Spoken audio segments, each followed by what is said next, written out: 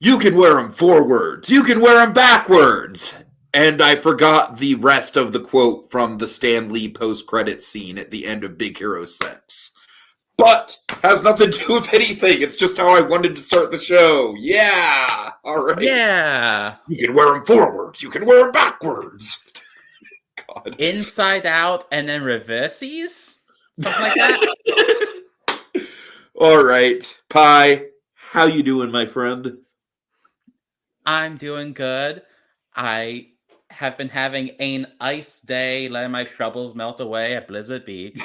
I sneak in when the security guards aren't looking. Oh, man. And then Typhoon Lagoon's great. They will really blow you away. I honestly really wish that I still had the ski captain medal that they gave me, because that would be very appropriate to wear during this podcast. I'm not sure we're live. Are we live? I have it live. Okay. It's live for me. Okay, yeah, no, it's live. I am going to. This is a luau. I have a pig buried right now cooking in my apartment. My landlord's not happy. It will be delicious. Okay, so guys, we're doing water parks. Yeah, Tiki's favorite theme park thing. Totally not the one thing in the realm of theme parks that Tiki just actively kind of avoids. I want to do a water park round. A lot of people, they're very underappreciated part of the experience, I feel. The theming's great. But also, like water parks, I get are kind of like a whole different beast to approach. I can appreciate water parks for their landscaping, right? Like even though I wasn't really crazy about Volcano Bay, there's elements of that park that I really appreciate. I think the build up when you get into Volcano Bay is really good. The music and everything. I think that it's actually kind of similar at Typhoon Lagoon, from what I understand. You kind of have that winding trail that leads up to the big reveal. Yeah, because even driving in, it's not like a straight line to the parking lot. It's a winding road with signs that like explain the story as you go, as a poem. Oh, and that's then you cool. park, and then there's another winding road that leads you to it. And then you get there, and it's like an overlook out at the wave pool with the big mountain behind it. Yeah, so I really like stuff like that, and I will go there and experience that exactly one time for like maybe 3 hours, and then I'm out. That's my experience with water parks, generally speaking. I gotta tell you, I really loved Blizzard Beach. I think Blizzard Beach, if we're not counting Discovery Bay in the equation for water parks, because I think Discovery Bay blows everything out of the water. I'm a huge Discovery Bay person. I love Discovery Bay. You mean the Discovery by SeaWorld, right? Yes. I think that's Discovery Cove. Discovery Bay was the steampunk land.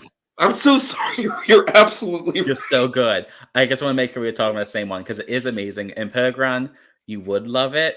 Even if you don't do anything in the water, it's just a fantastic place to be. How has Pergron never been to Discovery Bay? That's like Pergron never going to the San Diego Zoo. Right? Hi, CG Anime fan. Welcome back. Here in Spirit, love it. We will have fun. And again, Kogios, every time I put these out, I do post the links in the video description if you want to check out the projects. So yeah. Let's see. Blizzard Beach. Yeah. Blizzard Beach. The thing about Blizzard Beach that I really love is just how Eisner it is, and I'm using Eisner very much as a noun in this instance. It is very much just like. I think that might be one of the most Eisner things to have ever Eisnered is Blizzard Beach. I feel that about both Blizzard Beach and Typhoon Lagoon in such different ways. They're so incredibly Eisner in two exact different paths. But they don't both represent like really good sides of that too.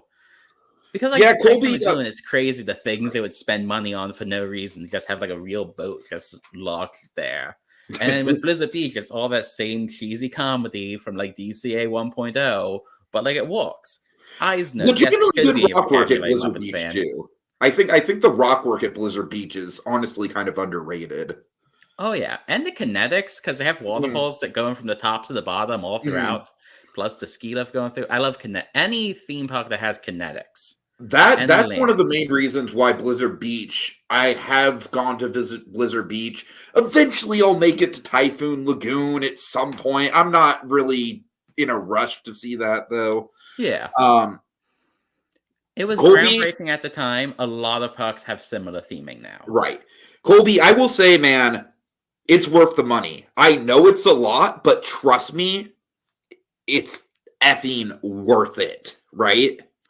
I don't know if they still do this, but when I went in like high school, how they were doing it is if you bought the ticket there with the dolphin experience, you also got a week into SeaWorld and Aquatica also. So how me and my family did, that was just our vacation for the year, is we just stayed at a cheap hotel, and instead of doing like a year pass somewhere, we just did that week there. Granted, just SeaWorld? Yeah, just SeaWorld, Aquatica, and Discovery Cove. Could you go to Discovery Cove multiple times? No, that was only one day. It was That's what I figured. I gotta tell you, man, a whole week doing. I mean, I love SeaWorld Orlando. SeaWorld.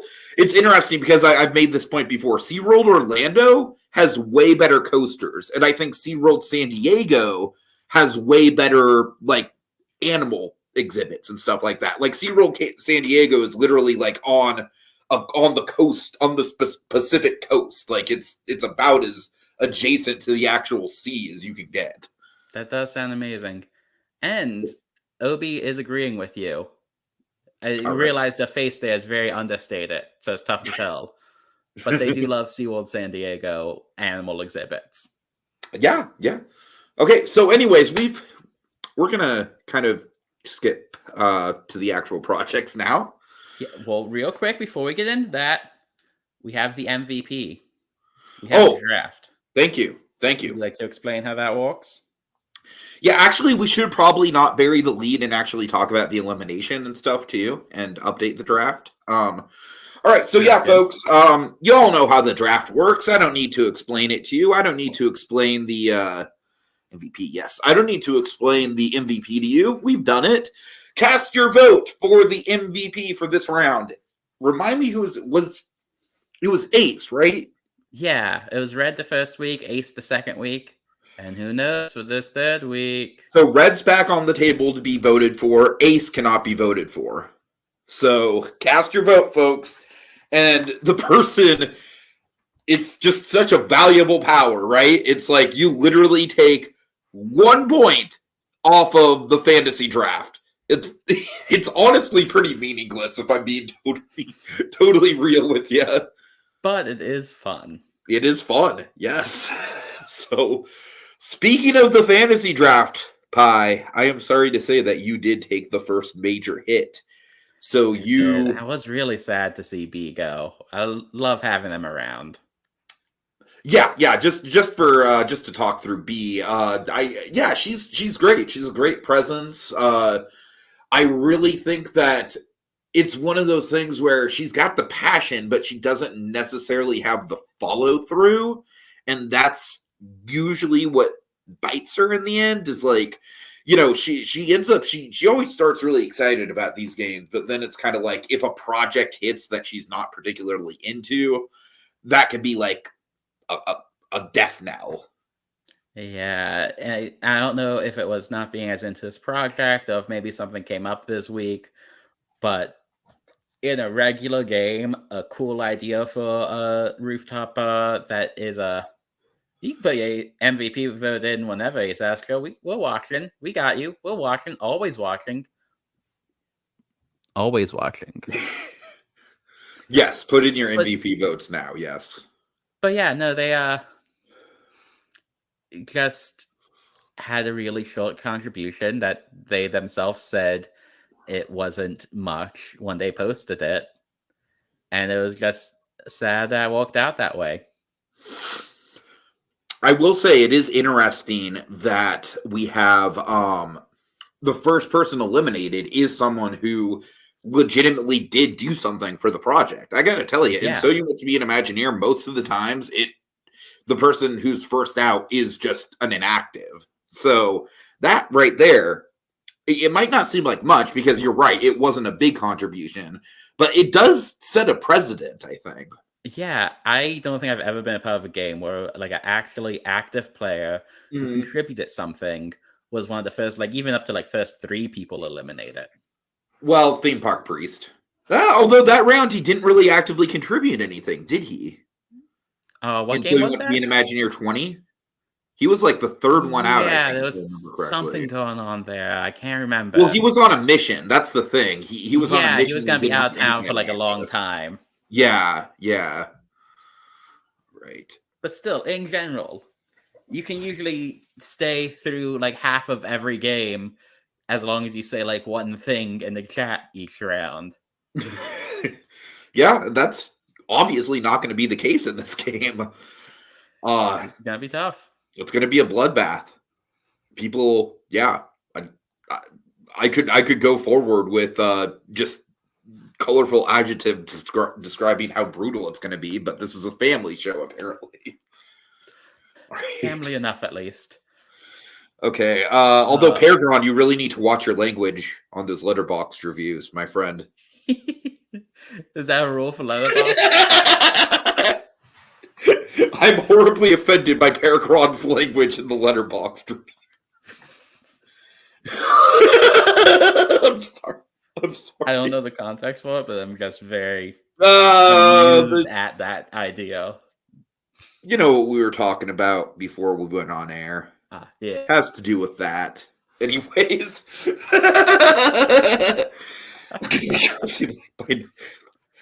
gonna go by cursing by like 100% now.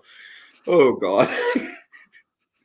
Just Peregrine cursing is going to become a new running joke. Anyways. Speaking of running jokes, we'll get to it.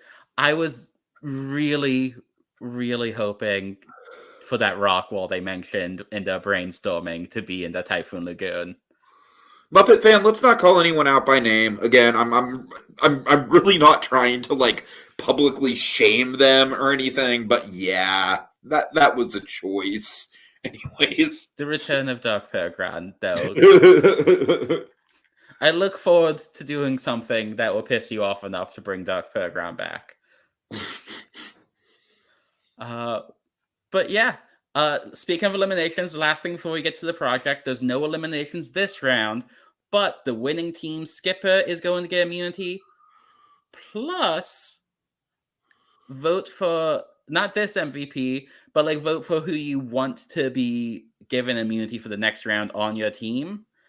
And both teams are going to have someone get that also. So while this is a fun round, it's not a meaningless round. Okay.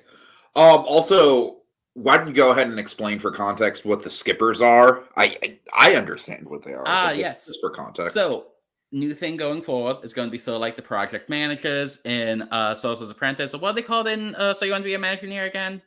Project leaders. Project leaders. Similar kind of thing. Someone's going to be assigned to be the skipper, and they're just in charge of kind of keeping teams on track. I've been noticing some issues with a bit like too many cooks in the kitchen, I think, with how big and how active the cast is. So I'm hoping this will help smooth out the brainstorming a little bit. And so far, it seems to be going really well. Yeah, this is the first project where the team page count is pretty much neck and neck. Oh, yeah. Like, the activity levels are pretty even. All right. Muppet fan, it's totally fine. Don't worry about it. I just, like I said, I just really don't want to, like, call anyone out by name here. Yeah, you're all good. Yeah. All right. With that said, do you have a preference of who to start with? I always like to start with whoever posted first, just, you know. Then that would be not ahead. Just a little benefit for them posting first. So that's how I do the reviews too. So, like, if you ever see me doing a review first, that's why. It's not preferential. Yeah, for sure. All right. Oh, by the way, Pi, I just want to acknowledge your reviews are like so freaking detailed, and I'm very impressed. I'm very impressed with how much thought you put into the reviews. Just want to acknowledge that. I try my best. That's probably why the reviews tend to take a long time, but you know, I want to make sure everyone's called out for what they're doing. That's honestly like one of the main reasons why I decided to end So You Want to Be an Imagineer is that I just felt like I was just running out of stuff to say to give feedback about. Like, it was just like giving thoughtful feedback, especially with how busy I am right now between my job and the podcast. It's just sitting down to do good feedback is just, it's hard. It's difficult. It's admittedly it feels silly because that's like the main part of hosting is doing reviews, but it's my least favorite part of hosting. But like, I also like doing that to reward people. It's the thing that's definitely the hardest, though. All right. Yeah, Colby said what really helps for me is doing the bullet point style as I go. Like, I'll read through the project first and like just think about them or whatever. Generally, like right when they post it, and I'll go to bed. The next day, I'll get up, I'll write those reviews. But doing it bullet point just as I go makes it a lot easier because I'm just like, okay, what's on this slide? How do I feel about it? Done. Next slide. Or page, whatever. So with that in mind, I do want to give a general thesis for my thoughts on this project. You're going to kind of have to take the lead here because, again, not really a water park guy. But unfortunately, I do think that both of the teams ran into a little bit of an Achilles heel. And honestly, you guys have been really, really taking our feedback to heart and, like, using it. So I really, really want this to stick with the cast. Y'all got to go smaller with your ideas. Like, seriously. Like, this project, what was the actual parameters of what they needed to have in this project? It was 2 slides and a snack stand. 2 slides and a snack. 2 slides and a snack stand. Sorry, you got some spit action there. Yeah, guys, like, it's okay to go beyond that, but y'all both totally revamped the whole effing park. Like, I don't know. I honestly, it's so we want to be an Imagineer. Sometimes when it came to, like, because sometimes we'd have a grading scale with a rubric and detail would be part of it. I would straight up dock points if people went too far outside of what we were asking. I don't care how detailed it is. I want to see what you were asked to do, not a complete revamp of the park. I do think that's something that really did help give Team Boats the edge because they were going very over the top. Like, there was a point, I think it was on Easter Sunday, when like only half the team was on board and they were trying to because Easter people were busy and they were trying to figure out exactly how to go forward, when they were very nearly had the idea to do the presentation of 2 different teams of interns having competing things. So not just were they going to do a full re-theme of the park, they were going to do 2 separate full re-themes. Oh no! I forget who it was, but it was, I think it might have been Outbound, because he's mentioned having an epiphany. Someone stepped in and was like, maybe we've gone a bit too big for what both the project Outbound is says he and also the time we have. Which so, I think they did do a very good job scaling back, because while they did make changes throughout, it's more or less all fits into Blizzard. Like, they didn't do any big sweeping changes other than adding more characters to the rest of the park. Typhoon Lagoon also not as big a changes as they originally planned. We'll get to that more on their review. All right, for sure. So Blizzard Beach, yeah. I do agree with you. I think this was the stronger project of the 2 of them, so I do agree with the win here. Honestly, for me, Muppet fan, the highlight of both of these projects was the Coca-Cola thing. Honestly, I thought, like, Pi, you're absolutely right. That totally fits in with an Eisner era thing. I thought it was really original. I love ideas like this where you're basically taking something from a park and implementing it into a new context, which is really fun. It fits perfectly into the theme of Blizzard Beach. It really did. It was such a fun idea. Like, there's minor nitpicks, like a water coaster in a factory is something they already have at Typhoon Lagoon, so maybe a slightly different setting could have been nice, or leaning more into, like, vintage Coca-Cola aesthetic, but these are, like, minor nitpicks. It was a really great idea that was just goofy in such a fun way. Yeah, so that was an obvious highlight for me. Let's see. Other than that, for me, the big highlight was the addition of the characters, which I'm going to just hint with my thoughts about the Typhoon Lagoon project. I'm not as much of a fan as of those characters. I'm sorry. I'm really not. They're these not characters bad I feel with fit Typhoon right in. Lagoon. Oh, what were you saying? These characters fit right in. Yeah. I feel like the ice skater thing is like such a big.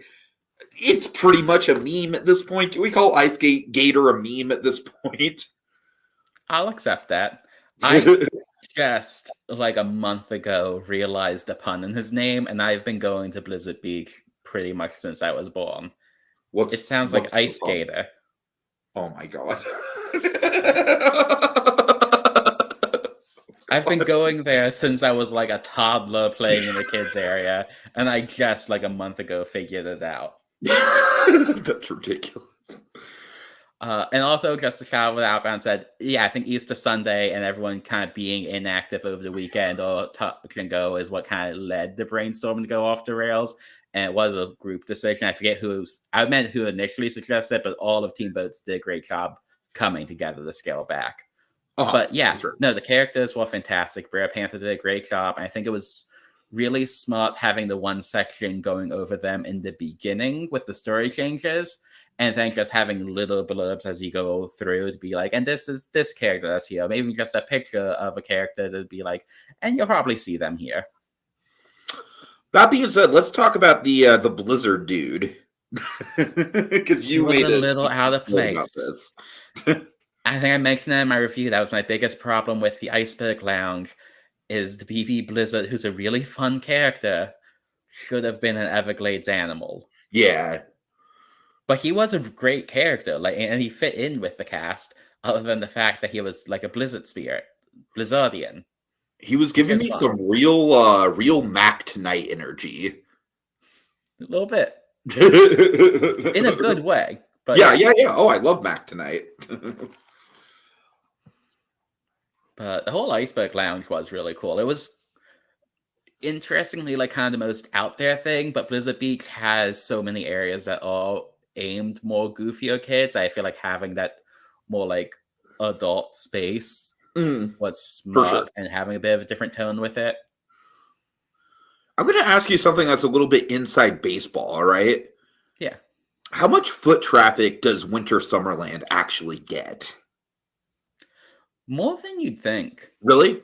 Okay. Like, it could have definitely. And I almost, when I went there, was fucking dead. Guys, I was totally dead.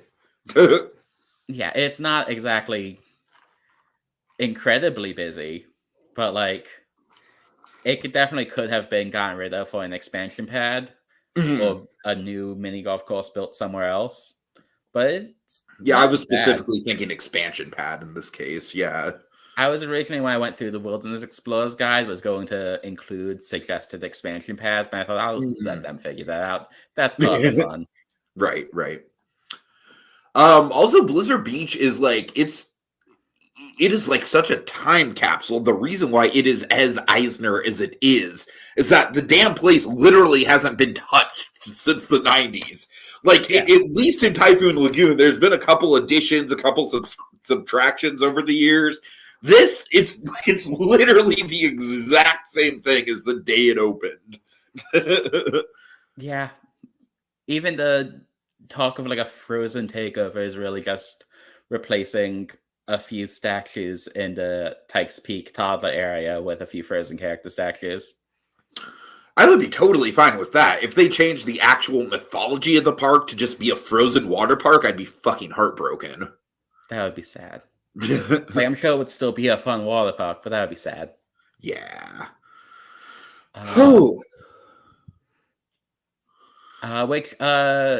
going through things. Characters were really cool and were a highlight. How did you feel about the bobsled coaster? I think I it was really really like the use fun. of the roller. Why was I about to use Nickelodeon? I'm just associating Nickelodeon and Roller Coaster Tycoon in my mind, both as things from my childhood. That was a really fun Freudian slip there. Yeah, I'll buy that. I really like the RCT usage. Oh yeah, I think it would be a really agree with fun you, ride though. to It actually is see. it is a little bit weird to have a dry thing in a water park for sure. I mean, Yeah, I've made the case that Popeye and Bluto's Bilge-Rat barges, that feels, it doesn't feel like a theme park ride. It feels like a fucking water park ride. honestly, you get more wet on Popeyes than you do most of the slides at the water Yeah. park. No, legit, yes, absolutely. That is true. That is facts right there. Yeah, Like Popeye and Bluto's, it has theming, it has good theming, but it is an all-out assault with the water. oh yeah. All right. What else is here? Scrolling through. I will make a general statement that I do really appreciate that they made a point to have just very general things like the seating area and like the station Yes. for the Skyway and stuff like that. Uh, I feel like that was all really well done and more thoughtful than the Typhoon Lagoon stuff. Yes, it was a nice mix approaching the whole park, not reinventing it, but just what could we add? What do they need? What's a good thing to add on? Like even beyond the more splashy ones, I like the Polar Vortex slide or the Ice House play area by Theme Park Priest and Disney Warrior. And like you said, Space did a great job with the new seating. Mm-hmm. Yeah, the new seating stuff, low key, that reminded me of like a Snoopy contribution. You remember Snoopy, right? Yeah. Yeah, the guy who won So You Want to Be an Imagineer 10, mostly through like small but significant contributions to projects. Exactly. And it's like you would never even think to like that is such a utilitarian, quote unquote, boring thing to add to a project like this. And yeah, it really stood out to me just because it does, like, realistically, it does seem like it would add a lot of value to the park. It would improve the overall guest flow. Oh, yeah. I've been to that park with my grandmother, so I know the value of good seating. Oh, for sure. And it's Because, like yeah, it is just kind of out there, like mundane things. It's not really shaded. It is just kind of out there. Like the seating is not great in that park. I can totally see that. And honestly, I think there's more shade at Blizzard Beach than Typhoon even. Oh really? Oh wow, yeah. That's surprising. The Typhoon's very much built around the beach. It's okay. Like maybe half of the seating and walking area is that beach around the wave. Oh wow. Huh. Which that's a couple umbrellas. I was kind of picturing the layout of that park because, like, for me, Blizzard Beach is kind of like all situated around the mountain and stuff, and the weird thing about that Blizzard Beach has more shading than Typhoon Lagoon is that Typhoon Lagoon is so naturalistic and Blizzard Beach is so man-made. Yeah, yeah, that is interesting. It's a weird dichotomy. Mm-hmm. But also, they built Blizzard Beach later, so they knew the pitfalls of, we built a park that's all beach, so there's no shade other than a couple umbrellas we put up. Let's do some more trees next time. right. One thing I will call out, if Walt Wiz is watching this or watching it later, about the Skyliner Station, I loved having a Skyliner Station. I think it's really good. I just wanted to say, in general, this is my personal pet peeve, is if you're bringing back something old, do a twist on it. Because it's not just about making something good. It's about, this is a game where you're trying to show off what makes you unique and your ideals. And the Skyliner Station was just the Disneyland Skyway Station from Fantasyland brought back. And it fits great. But when that's your only part of the project, you need to do some kind of twist to show off what makes you special. Maybe a changing room out there to show you're adapting it to the space so people won't be getting on in their bathing suits. Something like that. Not that it's bad. I just wanted to give you that advice for future rounds. If you're just bringing back something from the past, make it more uniquely yours. I will also say that having a Skyway station go all the way to Animal Kingdom is entirely unrealistic. I actually measured it out one time. It's Really? not that much longer than any other one. Oh, Going from huh. Skyliner to Blizzard Beach to Coronado to Caribbean is about the length of the current Skyliner. So it I'll would be be damned. doubling it, Oh. but it's not impossible. Yeah, it's just when I think of Animal Kingdom, I just think of like it's like so much further out than the other parks. It feels that way at least. Oh, all right. Anything else that we need to talk about with this? I think we're good. Another really good realistic map by Muppets fan. Yeah, totally. Good introduction and presentation by AGP. I'm trying to think if there's anyone I haven't called out what they did yet. I think we've touched on more or less everything. I think I'm good to go. Cool. All right. Yeah, Animal Kingdom absolutely needs secondary transportation. And if like I am a huge Skyliner fanboy. Like I've only used it once, but I used it to get from Studios to Epcot, and it fucking blew my mind how convenient it was. It's so convenient and it's fun. It feels like you're on the People Mover almost. Yeah, totally. It is a legit ride. Like, it was so cool. Like when you're going down to Epcot and you can see like all of Paris. Like Ratatouille was being constructed during that time, so I'm pretty sure that they were just starting to build the Gusteau billboard. I don't think it was actually like Gusteau yet, but you could kind of see like the framework of it. So yeah, that was really cool. You could kind of see like the forced perspective Eiffel Tower. That's cool. Mm-hmm. The only problem with the Skyliner, if it's windy or raining too much, the whole thing has to shut down, which isn't great for Florida. But like, worth it. I love it. It makes me happy. And like you said, per crowd, Animal Kingdom needs some other way to get there.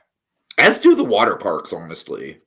The water parks are a bitch to get to. Especially if you're going to a water park, you're going to be like, it's not like you can just go to the water park for half a day and then park hop to the Magic Kingdom. Even if you do it the transportation way of like going to Disney Springs and then transferring to Magic Kingdom, you're in your freaking water park gear. It's like you have to go back to your hotel.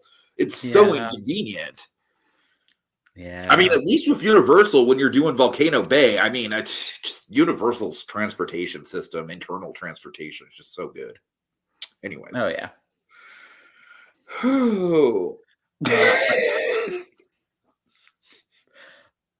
I think that's about all I can think of.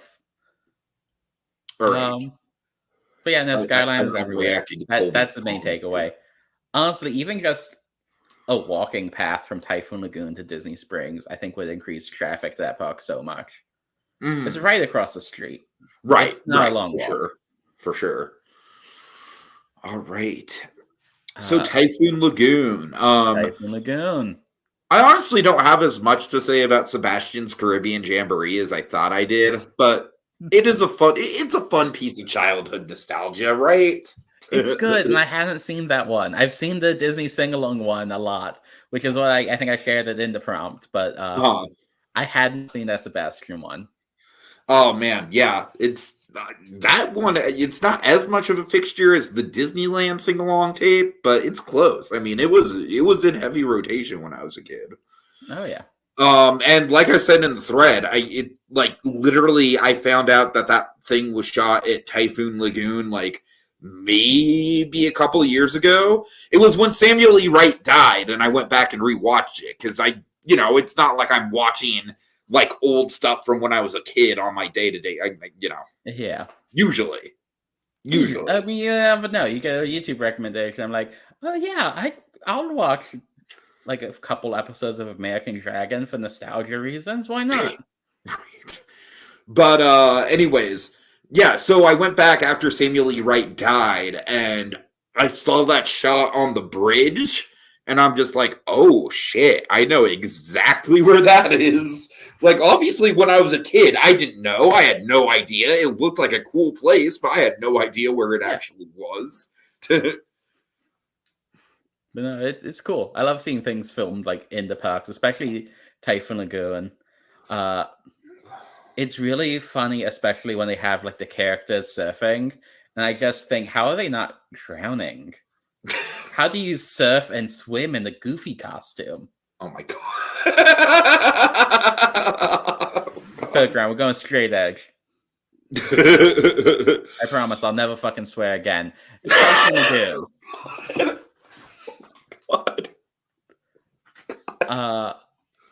They had an interesting idea that I almost, as much as we said they didn't need to go this heavy with it, I almost wish, since they were going this heavy with changes, I like their Mysterious Island theme. I think if they had pushed that further, it would have helped more.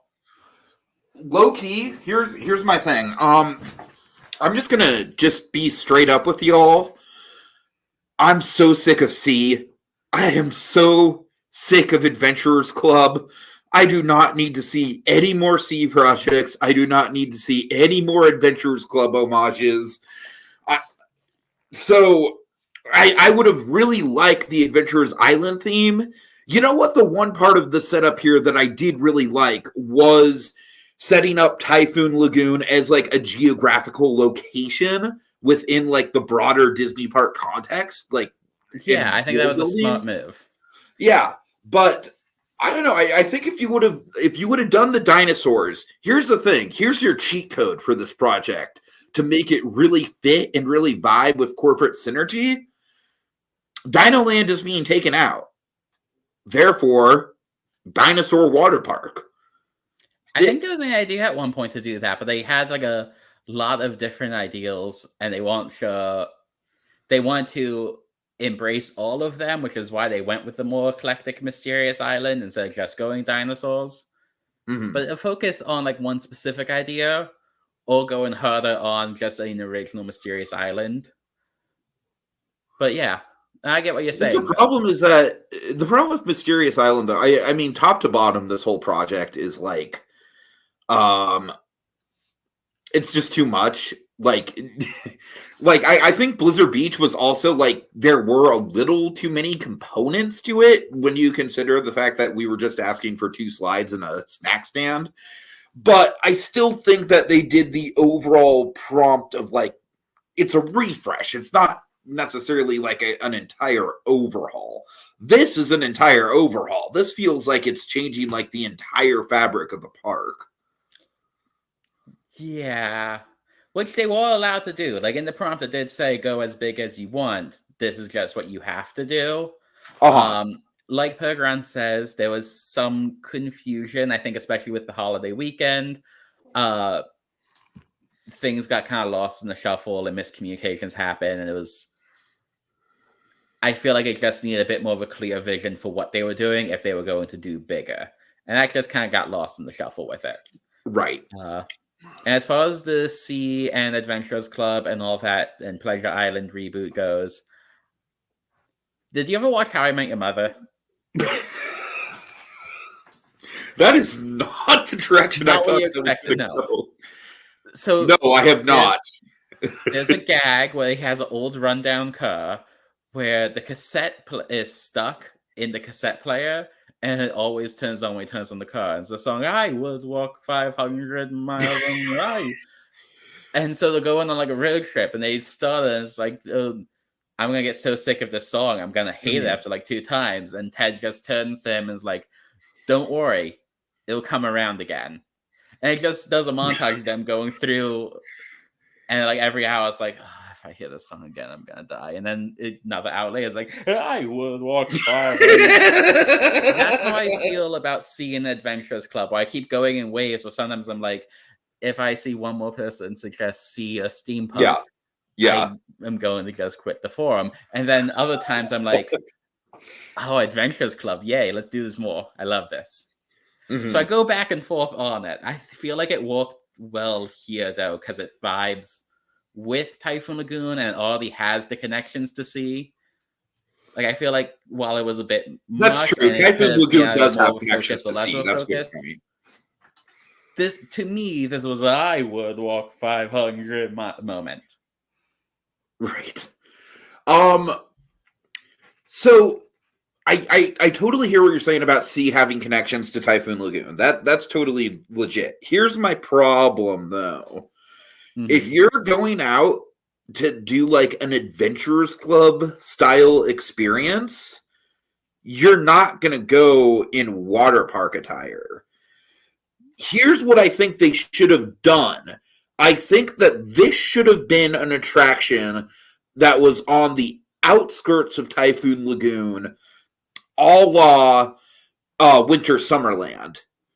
I think that would have been especially really with it being so close to Disney Springs. Yeah, or so like Rainforest Cafe that's in the middle. I had a similar thought about the spa area. I forget what it was called. Lost Treasure Cove that Monorail Red did, which I love the idea of an adults only like spa area. I know they had talked about that being one of the big focuses, was trying to lean into the older clientele. Everyone, hi ATP.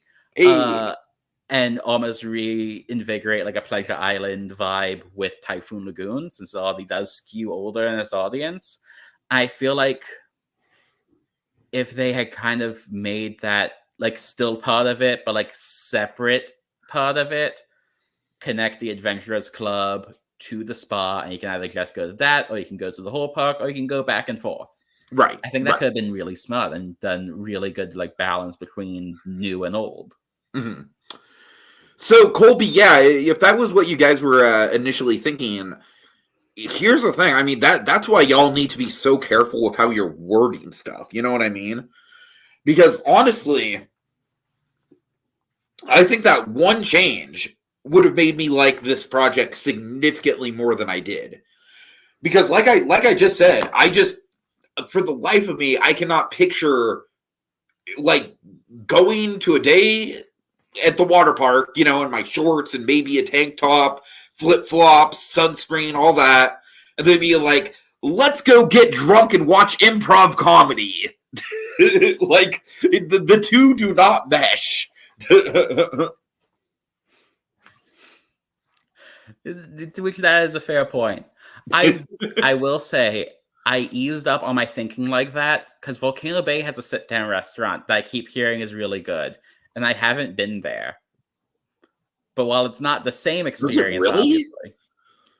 That's fucking weird because, yeah, I've been to Volcano Bay, and I would not have guessed that place had a sit-down restaurant. Which I could be wrong. I've only been there one time. Uh-huh. I've been to the Disney ones a lot more. I like grew up going to them. Volcano Bay is newer, so I haven't actually been to it much. Wasn't Volcano Bay like a Raging Waters or something before Universal? No, it's on. There was a Wet and Wild, and it got demolished. It's the same location, and there might be like some infrastructure, but they basically rebuilt it from the ground up. Which Pelican does raise a good point. Getting drunk and watching improv comedy after the wave pool does sound really nice. Maybe if it was like an outdoor venue or something, but yeah, I think this would have been a really fun show to rotate in and out since you're doing the clock tower shows. Instead of tying it to a restaurant, tie it to that, or tie it to the restaurant, since I believe they said it was open air. It wasn't like an indoor restaurant. Oh, really? I did miss that detail. So, okay. Because like the thing that I kept like, it's just I'm just picturing people like, you know, literally getting out of the wave pool, soaking wet, walking into this place, tracking a bunch of puddles and stuff. I realize that what I'm saying is like the boring, like logistical parts of this, but I don't know. I think about that kind of stuff. It's a thin line to walk with water parks of what you can and can't do there. I don't personally have an issue with this being too out of place with the water park. I think it could have been like a Rainforest Cafe Animal Kingdom situation where it could have been both in and out, so you could have attracted people from both sides. But also with how they have it, they did adjust it to be in the water park. Mm-hmm. I think the big problem, though, is that details like that got lost just because there was a lot, especially with dining in this project. And a lot of that came from just a lot of very good ideals, but not great communication. I think a lot of that probably had to do with the holiday weekend and how it was busy and people active at different times this round because you're so in sync on the last round with the Beauty and the Beast project. But even down to like individual snack stands, and I love that detail, and I love the thought of it. But just from the meta standpoint, I counted up, and nearly 40% of the slides had to do with food, and that made some of the really like good stuff and some of the details just kind of get lost in the shuffle. Yeah, let's talk about the Prezi presentation, because you make a good point with your feedback that like. I remember the first time I saw a Prezi presentation, I was really like, oh, wow, that's super cool, the transitions and everything. But, like, ultimately, okay, honestly, I'm going to say this right up front. I'm an old man. I mean, not really. I'm really not. But compared to you don't look a day under 60. Right. A day over 60. That's honestly part of the reason why I changed my avatar to Tiki Maynard, is that I just want to go with this persona of being the cantankerous old man on the forums. But, so, like, I can't see, my eyesight's fine. It's not fantastic like it used to be, you know? So, the text was way too small. Way too small. Way too small in certain slides. That was a big problem. Low-key, I skimmed a few of the slides just because I was like, I am not reading that big block of text in that super small size. Yeah, it was a little tough. And it again came from just kind of like issues with communication on when things were being done and when things were being decided on, because it had planned the Prezi because they want the idea of the transitions being almost like flowing in a water park. And I think that was really fun. I think it was, well, I sometimes have issues with just Prezi in general. I think that was a good use for it. But as they kept adding more and more, Ace Astro even said, like, I don't want the text to be too small, but also if you do too many slides in Prezi, then the transitions get to be annoying. Right. And that's the type of thing where I feel like there need to potentially be either a pivot to either write less to cut down that way, or change the format and save Prezi for another time. I'm going to give you all a cheat code, all right? If you can get your idea across with less paragraphs instead of more, but still have the actual ideas come across in a clear and fluent way where I can picture it in my mind's eye, that's almost like 100% of the time going to be the project that I prefer, is the one that gets their ideas in a concise way, if that makes sense. It's kind of like what I was talking about with So You Want to Be an Imagineer with the detail thing. Like, when I first introduced the detail category way back when I was like literally like half of the age that I am now, which is freaky to think about. I don't think it's that quite long ago, but you know, it's up there. It's close. Back when I introduced the grading scale, detail was pretty much just like, yeah, how many paragraphs can you write, mother effers? But you know, as the game evolved, you know, especially in the later seasons, it was really about how you used the detail and less so like how much was there, if that makes sense. Yes. So yeah, that's another thing that I really want you guys to take to heart. Like, more concise. Less paragraphs is better for me, if the paragraphs are substantial. And that is a big if and a tricky if. I will give you that. It's always tough because the answer to how much detail you need is enough. Also, Todd, I just want to point out, you look so much like fucking Animat with your outfit right now. It's the hat. It's the hat. The hat is really getting to me with the Animat comparison. I don't know who that is, but I'm going to guess is intentionally he also wears a One Piece hat. I was so close to being Monkey D. Luffy for Halloween this past year. That was one of the most fun rounds in Mansion of Mysteries, was Miru and Theme Park Priest doing that One Piece hotel, because I just started getting into One Piece then. And then they were doing that. I'm like, hey, I have a hat and a red vest. And I dressed up to add a one-up poster to the souvenirs, whatever. Doing fun random things like that. I love it. But back on the topic of detail, streamline what you can. Try not to go too overboard with things. You made a really good point about like there were so many menus in the presentation that at a certain point it started to feel like filler, just straight filler. Yes. And it's tough to say what to cut because all of them were all good. Like I was even just rereading them with Orangebread today, and every menu is like, well, that's something that would be really neat to have. Or these are really interesting and creative drinks. So much thought and care went into this. And I love being able to show off and appreciate that. But it just drowned out things. That and also the just about every big slide would have a slide or two of backstory. And it's all good, it's all interesting, but I think what happened with Blizzard Beach was they had all their new characters and backstory at the beginning, and then just throughout would be like, and here's this character was involved in shoveling snow here, and that's why there's a slide path. Just real subtle during the ride-throughs, get set up at the beginning, and I feel like something like that could have worked a bit better here. But just find ways to streamline. Not everything. I don't think I won any games other than the one sentence competition until I start doing my history in 5 minutes videos, which really taught me how to focus in, how to tell things really efficiently and write efficiently. And I took those skills, and that's when I came back and I actually started winning competitions, which I hadn't really done before that. Right. Yeah, and on the topic of the characters, I mean, I don't want to be mean here. I really didn't care for the pun names, honestly. It got under my skin probably more than it should have, if I'm being honest with you. I think they maybe clashed tonally with the much more grounded style they were going for. Yes. Because I love pun names. I really do. Dr. Grant Seeker might be my favorite theme park character just because of his name.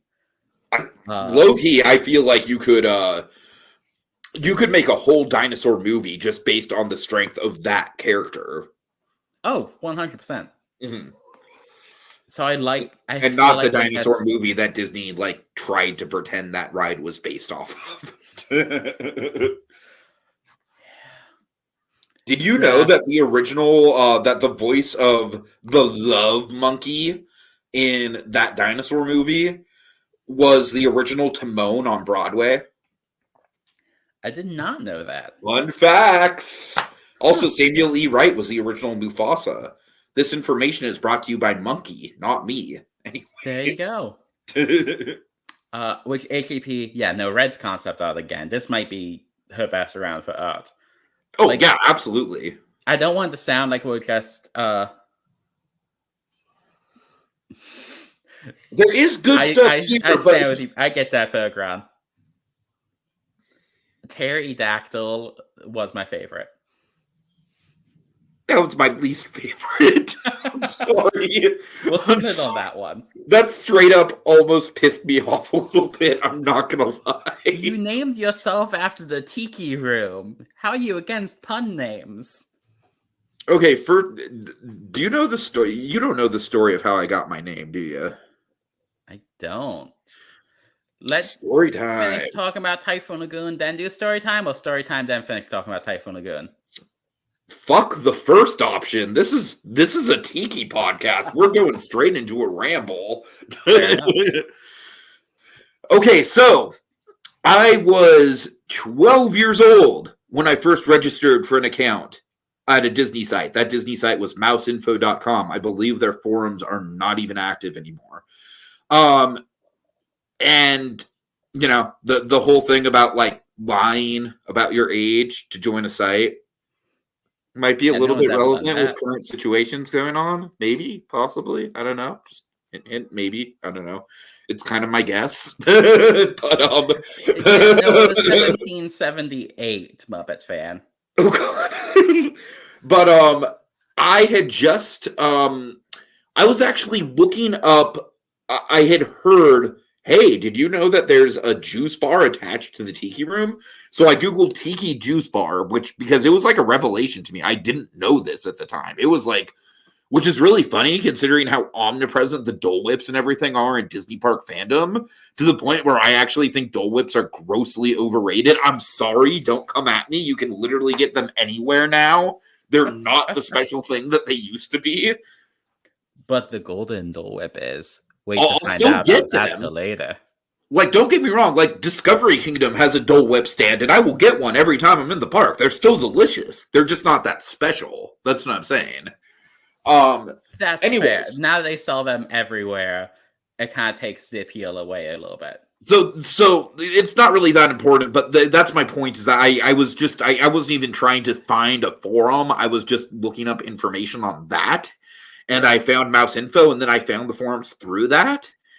And of course, I was a dumb 12-year-old kid, and I lied about my age during the site. And I am sure that I was obnoxious as all hell, and that I was probably as obnoxious as, you know. So, but my username at the time was #1 Tiki Room fan, and the people on the community just shorthanded that to Tiki, and it stuck for years, for literally over 20 years. I joined that site in 2003. I am old. There's probably people watching this stream that weren't even alive in 2003. I am an old man. But yes, that's how I got the name Tiki. Anyways. I'm really glad that my first username online from VMK is not one that stuck with me. I was Mr. Awesomerific. That guy is pretty much Voldemort. Yeah. You were Mr. Awesomerific. Oh god. Yeah, Mr. Awesomerific. If anyone was around on VMK those days and happened to recognize me, I had a Jack Sparrow hat and a red shirt over a white t-shirt. Oh man. I was very cool. Yeah. Okay, so I apologize. Is there anything else that we need to go over from Typhoon Lagoon? I'm sure there's probably a couple of things. Really like the shows. I think I mentioned that the nighttime show was maybe a bit much, but it's like a Phantasmic type nighttime spectacular. Even though, again, most people are not going to be in the water parks after like 4 p.m. or 5 p.m., right? Yeah, even when they open late. Yeah, generally speaking. Like 5 o'clock, everyone leaves. Mm. But yeah, no, there was a lot of good here. It just needed a little bit more focus and a little bit more streamlining to make it shine. Because I don't want it to sound like we're being too negative, but Red's art was amazing. I loved the Disney Dad's map, always is fantastic. The updates to the kiddie area were a lot of fun. I liked the Shipwreck Society, even if there was questions if it was a little bit too over the top for a water park setting. It was all really good. With a rooftop on top, that's great. Dinosaurs, bringing back the Shark Reef. I miss that Shark Reef. I love that Shark Reef. The Shark Reef is definitely, I can see how they got rid of it, just because I imagine it's super popular and it's not a high throughput for people. Yeah, I remember being a kid and you would stand in line so long for it. That was before Disney was even obviously it was popular, but we're talking almost 20 years ago. Crowds have insanely grew since then. Yeah. So, but yeah, I found a way to do it, or maybe charge a little bit of money, or just made it bigger. I could definitely You know what? I will say, I could honestly see them just doing the glass tube thing, just having a pool with sharks, basically like an aquarium type setup, right? With a glass tube drop slide that goes. I can definitely see that. Yeah. Now, before that was actually that whole thing, that glass tube drop slide through the sharks, probably my single favorite thing in this entire project, honestly. I think I egged out to the spa area. I really like that, but the glass tube drop slide through the reinvigorated shark diving area, amazing. Mm-hmm. Fantastic idea. Fits so perfectly as a way to like modernize the concept. Loved it. As we're doing these odds and ends, just a reminder, if anyone, like I know AGP joined later, if anyone else has anything to say about the MVP vote for the draft. Okay, yeah, so far we're tied. We have literally we have 1 vote Paragon, 1 vote Muppet Fan, and that's it. Ooh. So we need a tiebreaker Outbound too. Oh, okay. Other things. Oh, I also like the park updates and the refurbs, especially the little additions to Gangplank Falls. They were a fun way. It was a park that needed it. AGP chimed in, added Paragon to the list, so that's probably going to be it. I would say that kind of tips it over the edge, yeah. Purely for research, AGP is asking what's thoughts on the best Imagineer competition pre So You Want to Be Imagineer 20? Good question. So many. Yeah, there's a lot of good ones. Or best that we had fun doing? Well, he said for research purposes, so I'm thinking just the best overall projects and as far as So You Want to Be an Imagineer, low key, one of my favorite seasons that we ever ran here was, correct me if I'm wrong, I believe it was your first season, was season 14, Greatest Kids. I was really new then. It was blast. Yeah, so the reason I love that season is because I love the format for it, because it was a quote-unquote all-star season, but instead of bringing back a bunch of returning players, which honestly, low-key on the boards now, it's hard to do all-star seasons because it's it's basically the same 20 people just competing over and over again, which is fine. I still have a lot of fun with it. But man, back in the day, I was really into the whole concept of okay, which people on So You Want to Be an Imagineer would be considered all-stars. But yeah, so we did this, the idea was that we would go and take some of the best props from the first 13 seasons of So You Want to Be an Imagineer and retool them. And I really love that format. I really love how it turned out.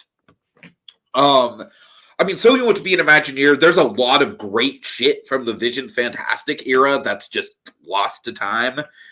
Season 10 was a gem. That's the season Snoopy won. That season was amazing.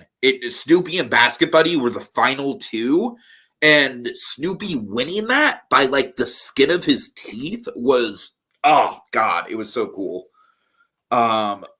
Really great stuff.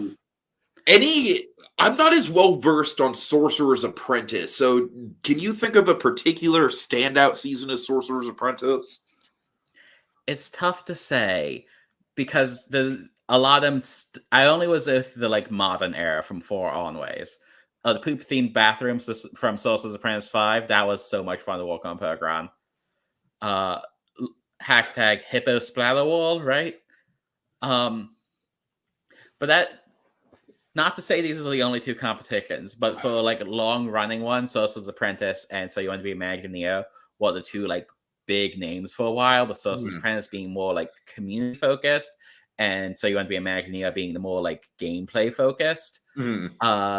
Sorcerer's Apprentice 4 was kind of the relaunch. I'm always going to hold that a special place in my heart because it was one of my first big games after that. So You Want to Be Imagineer 14. And that was Space Red and T-Cool, I believe, hosted it. So, they had all this passion behind it. They knew what they were doing. They kind of set everything into motion and made a solid format for it. I think I edged out 5, though. That was Ace Astro, D-Hawk, and who was the third one that hosted that season? I'm blanking on it. Someone amazing. But the point is, it had this whole overarching story with the villains. What was that? Was it Disney Dad? I don't think so. Because I know that D-Hulk and Disney Dad collaborated on comps at a certain KMB, point. According to Keeper Colby. Oh, man, KMB. That's a blast from the past. KMB. I miss that guy. He hosted No, that was David, not KMB. Never mind. But the point is, So You Want to Be Imagineer 5 took the format that 4 did and just kind of went further with it. Had a lot of fun with 7 that me, Pergron, and Outbound did. Really... Oh, no, that was 6. Then 7 was like the All-Stars, but for hosting. Okay. Because every like 3 rounds was switched to like a different pair of people doing it. And that might have been the most fun competition for the Sorcerer's Apprentice, actually. I don't know if I would say it's the best, because it was definitely more focused on just kind of being like wild out there, new ideas, community coming together to have fun. Sure. But like 5, I think, might be the technical best of that. This Sorcerer's Apprentices. So I will also throw out 1986, which by all intents and purposes is pretty much the 21st season of So You Want to Be an Imagineer. It was very much a passion project for me. If So You Want to Be an Imagineer, a Survivor, then 1986 was very much Big Brother, even down to the name, because I got the name like it's a play on 1984, except, Pi, did you know that when Tomorrowland at Disneyland first opened, it was themed to the far-off year of 1986? That's how I got that name. Ooh. That was a really fun one. I remember I wasn't involved with that one for long. I forget if I got eliminated, if I just got busy with things. I think I got eliminated. But it was a blast building the park. And I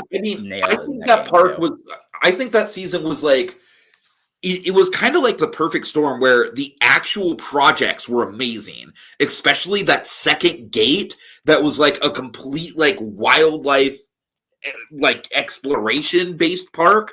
That is like Peregrine's masterpiece. If you want to see a masterstroke from Peregrine, that's it. Oh, yeah. And then also you had Peregrine is like the challenge powerhouse, and you had Ace Astro is like the strategic force. They were an alliance, and they got to the end together, and that was a great final too. Really fun one. Oh God, that season was so good. And I'm also going to go back, and this is relevant to what we're doing now. So unless there's any other competitions you want to call out, I think this would be a good way to bring it back to focus. For sure. So You Want to Be Imagineer 16. That was the Purists versus Innovators. Oh, fuck. That was a good one. I know that one had like some controversies along the way, but it was individual, which I don't think we've had like an individual competition of like a big scale one in a long time. They are a lot of work to host, because instead of doing 2 reviews, you're doing like 15 reviews. Oh yeah. But no, I really love that one. Sure. And it would be, each round would have 2 prompts, the Purist prompt and the Innovator prompt. So are you going to do something that's more classic or something that's more new? Like one that really stood out to me that I really liked was Fantasyland Dark Rides. The Purist is, are you going to do a new set of 3 bus bar dark rides for one that opened in like the 50s? Or are you going to do one new e-ticket for Fantasyland built today? And some rounds would be team, but you could choose what team to be on. It wasn't like set teams.